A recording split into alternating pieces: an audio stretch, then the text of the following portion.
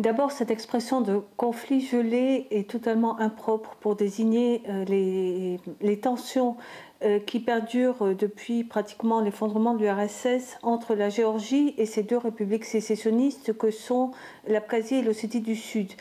Cette expression est impropre parce que depuis une quinzaine d'années, il y a eu régulièrement dans ces régions des escarmouches ou des tensions plus violentes entre les forces géorgiennes et les forces de ces provinces séparatistes. Toutefois, effectivement, depuis le début de l'année et particulièrement depuis le mois de mai-juin, on assiste à une escalade de ces tensions avec en Ossétie du Sud la mobilisation qui a été décrétée, avec des tirs en Abkhazie qui ont fait des morts, avec aussi plusieurs drones géorgiens qui ont été abattus au-dessus de l'Abkhazie au mois de mai. Donc on constate effectivement une escalade depuis plusieurs semaines.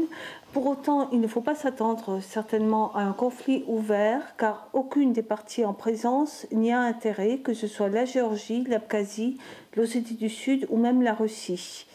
On pourrait s'attendre à une dégradation nouvelle, à de nouvelles crises, à des épisodes de violence, à des morts, mais peut-être pas, sans doute pas, à un conflit ouvert.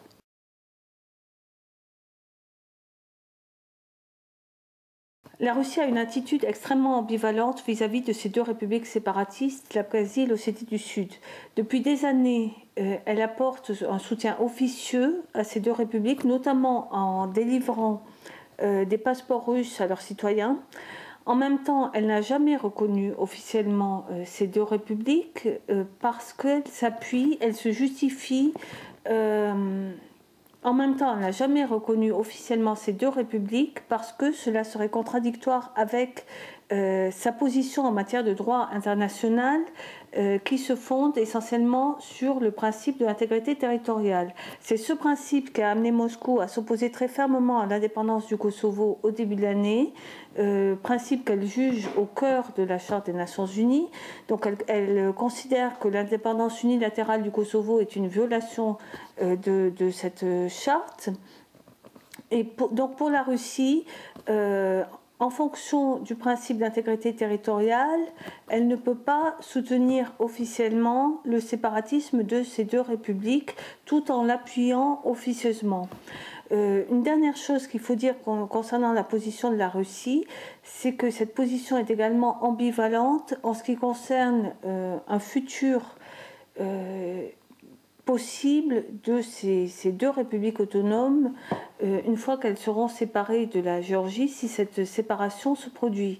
C'est-à-dire que la Russie, au fond, ne souhaite pas que ces deux républiques rejoignent un jour le sein de sa fédération.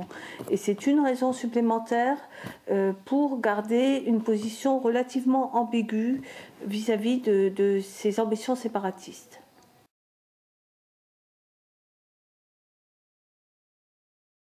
Les relations entre la Russie et la Géorgie sont à replacer dans un contexte de sortie d'empire. C'est en quelque sorte une lutte d'influence qui se produit actuellement dans le Caucase, mais pas seulement dans le Caucase, dans tout le voisinage entre l'Union européenne et la Russie.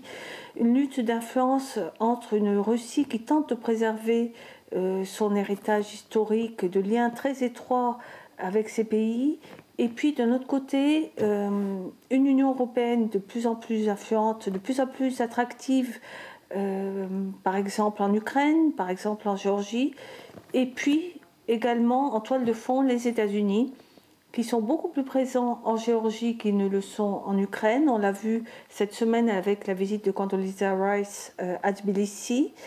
Les États-Unis qui ont jusqu'à présent apporté un soutien inconditionnel à Mikhail Saakashvili, le président géorgien. Cette visite de Condoleezza Rice est sans doute un peu plus mesurée puisqu'elle a reconnu que la construction de la démocratie en Géorgie était plus difficile que les États-Unis ne s'y attendaient et que c'était donc un processus extrêmement long dans tous les pays de l'ex-URSS.